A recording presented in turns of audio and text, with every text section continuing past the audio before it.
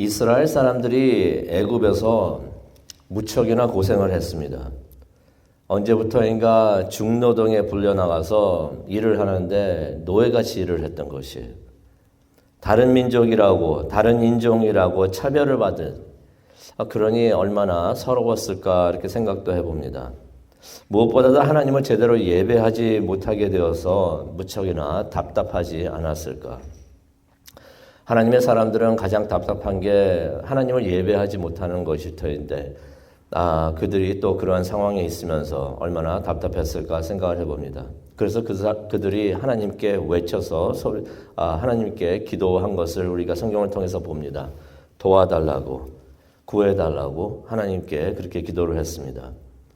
하나님께서는 그렇게 힘들어하는 그들의 기도를 듣고서 응답을 하셨습니다. 그러면서 하나님께서 모세를 통하여 또한 많은 기적들을 통하여 하나님께서 여호와께서 진정한 하나님이신 것을 알리셨습니다. 애굽의 사람들이 섬기던 신보다 더 뛰어난 신이신 것을 알리셨던 것입니다. 애굽의 신들은 사람들이 만든 우상이었지만은 하나님은 영원전부터 살아계셨고 영원히 살아계실 하나님이신 것을 하나님께서 그 기적들을 통해서 알리셨던 것입니다. 그래서 그 수많은 기적들은 하나님께서 살아계신다는 것을, 살아계시는 하나님이시라는 것을 알리고 또 증명하는 것들이 되는 것을 우리가 생각해 봅니다. 이스라엘 백성들이 그러한 하나님의 기적들을 많이 체험을 했습니다. 애굽을 탈출을 하면서 또 갈라진 홍해를 걸어가면서 하나님을 체험을 했던 것입니다. 그래가지고 시내산에 이제 도착을 합니다. 시내산에 도착을 해서 그렇게 살아계신 하나님, 그런 하나님이 임하시는 것을 보게 됩니다. 하나님께서 빽빽한 구름 가운데 임하시는 것을 보게 되었던 것입니다. 지금까지는 하나님께서 살아계신다는 것을 증명하는 것들만을 보아왔는데 이제 시내산 앞에서 하나님이 그렇게 살아계신 하나님이 직접 임하시는 것을 보게 되었던 것입니다. 생각을 해봅니다. 그때 그들의 찬양이 어떠했을까? 아마 이렇게 찬양하지 않았을까? 주가 살아계십니다. 주가 다스리고 계십니다. 그런 생각이 들어요. 때로는 우리의 삶이 출애굽과 같지 않은가 생각을 해봅니다. 삶이 애굽처럼 힘들고 고생이 많습니다. 마음고생도 있고 몸고생도 있고. 그래서 우리가 하나님을 간절히 찾게 됩니다. 소리 높여서 하나님께 기도를 합니다. 그러면서 우리가 하나님의 그러한 기도를 하나님께 올려드렸던 그 기도, 그 응답을 받게 되는 것입니다. 그러면서 하나님을 체험하게 됩니다. 또 우리가 영적 출애굽을 하면서 하나님을 체험하게 되는 것입니다. 영적 홍해도 건너가 보고 광야를 하나님과 같이 동행도 해봅니다.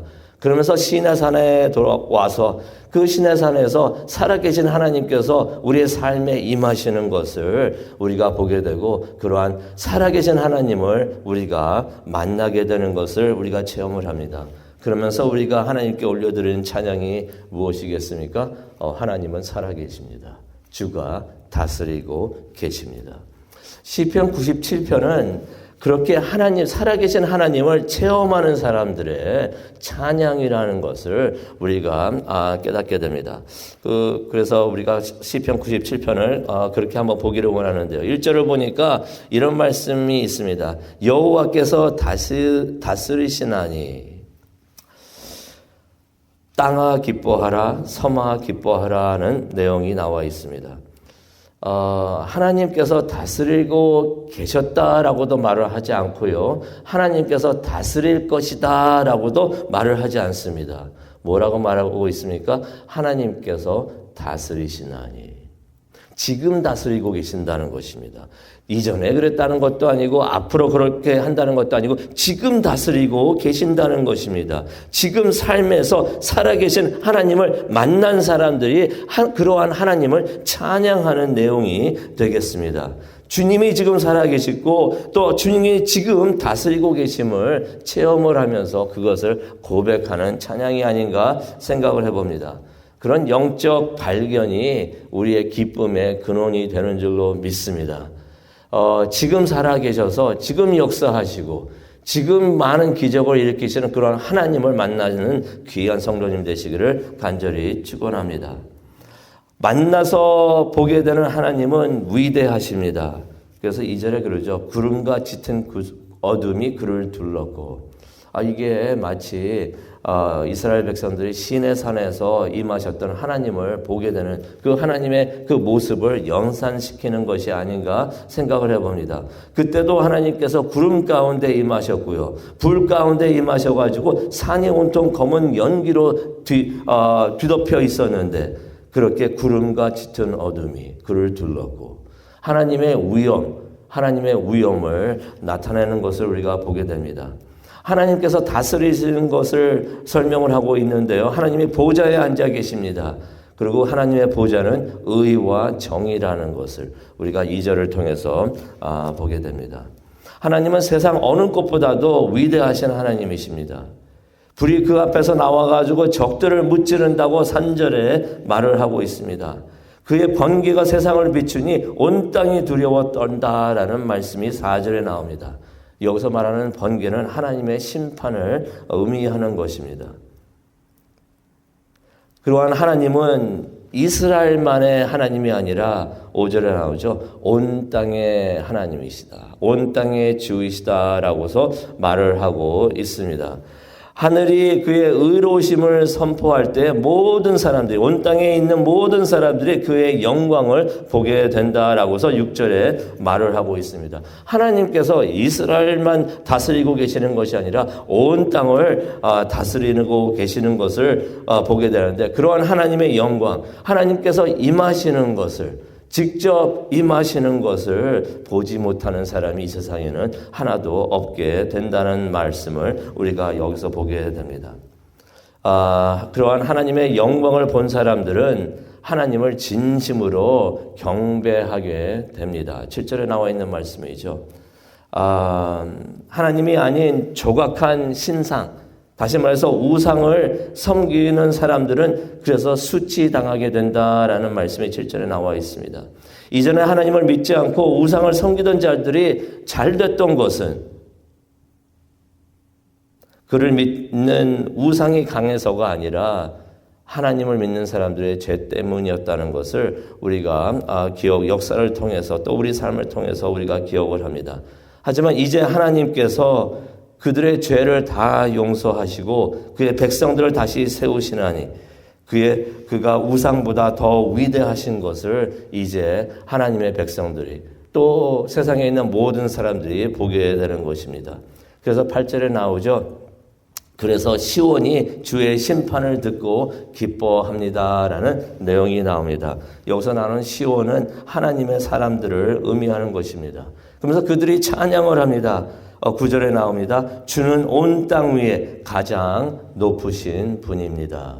하나님이 임하시는 것을 보면서 그런 하나님의 위대하심을 보면서 하나님이 세상에 있는 그 누구보다도 어떠한 우상보다도 위대하신 것을 보면서 하나님은 가장 높으신 곳에 계신 높으신 분입니다. 라고서 찬양을 하는 것입니다. 그러면서 이제 10절에 보면 이런 말씀이 나옵니다. 하나님을 사랑하는 너희여. 지난 주일에도 하나님을 사랑하는 자에게는 하나님께서 모든 것이 합력하여 선을 이루게 한다라고 말씀하셨는데 사랑하는 자는 누구를 의미하는가? 하나님의 사람들을 의미합니다. 그래서 성경은 하나님의 사람들을 하나님을 사랑하는 자라고 표현하고 있는 것입니다. 하나님을 사랑하면 그를 예배하게 되고 또 하나님께 헌신하게 되는 것입니다. 그러면서 그렇게 하나님을 사랑하고 하나님을 예배하고 하나님께 헌신하는 사람은 악을 미워하는 것이 어쩌면 당연한 일이라고 생각이 듭니다. 하지만 10절을 보니까 그들에게 그럼에도 불구하고 또 명령을 하십니다. 악을 미워하라. 악을 미워하라. 어떤 의미가 될까? 이미 하나님의 사람들은 악을 미워하는 사람들인데 하나님을 사랑하고 여기서 나왔던 것처럼 하나님을 사랑하고 하나님을 예배하고 하나님께 헌신하는 사람들인데 또 뭐라고 또 악을 미워하라고 말씀을 하시는가? 그런 것 같아요. 그러한 우리들도 때로는 그것을 알지만은 잊고 있을 때가 있다는 것을 깨닫게 됩니다. 그것을 잊고서 우상을 섬길 수가 있다는 것이에요. 무엇이 또 지금 우리에게 있는 우상이 되겠습니까? 돈과 명예와 권세와 쾌락과 이 모든 것들이 우리에게 꼭 손으로 만든 나무로 만드는 그런 것만이 우상이 아니라 이것들이 우리에게도 우상이 아닌가 생각을 해봅니다. 그 악을 미워하라고 하십니다. 그 악을 미워하는 것이 하나님의 말씀에 순종하는 것이 된다는 것을 오늘 말씀을 통해서 다시 한번 깨닫게 됩니다. 하나님께서는 그러한 하나님의 사람들을 보호하시는 것을 우리가 10절에 보게 됩니다. 그들에게 모든 것이 합력하여 선을 이루게 하여 주시고 10절에 나오는 것처럼 그들을 하나님께서 직접 보호하여 주신다는 것입니다. 11절에 보니까 빛과 기쁨을 뿌려 주십니다. 마치 농부가 씨를 뿌리듯이 그렇게 빛과 기쁨을 뿌려 주신다는 것입니다. 그렇게 빛과 기쁨을 뿌려주시니 그것들이 우리의 삶에서 열매를 맺게 될 줄로 믿습니다.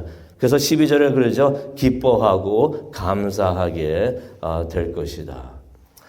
오늘 말씀을 마치면서 이것을 기억을 하면서 우리가 기도하는 시간을 갖기를 원하는데요. 이전에 역사하셨던 성경 속에 나오는 하나님, 지금도 살아계시는 줄로 믿습니다. 지금도 살아계시고 우리와 함께 하시는 줄로 믿습니다. 또 앞으로 모든 악을 심판하시고 이기실 하나님, 그 하나님이 지금도 우리와 함께 하시는 줄로 믿습니다. 우리 모두가 지금 살아계셔서 지금 우리와 함께 하시는 그런 하나님의 영광을 보기를 원합니다. 그 영광을 보면서 하나님께 찬양하기를 원합니다. 주가 다스리시니. 하나님께서 우리와 함께 하시면서 이 모든 세상을 다스리고 계시는 것을 우리가 깨닫고 찬양하는 우리 모두가 되기를 원합니다. 매일 하나님의 영광과 임재를 보면서 찬양하기를 원합니다. 매일 우리가 그래서 새로운 노래로 하나님을 찬양하고 주를 예배하는 우리 모두가 되기를 원합니다. 하나님이 우리와 함께 하십니다. 함께 하시는 하나님을 예배하는 우리 모두가 되기를 간절히 소원합니다. 기도하시겠습니다.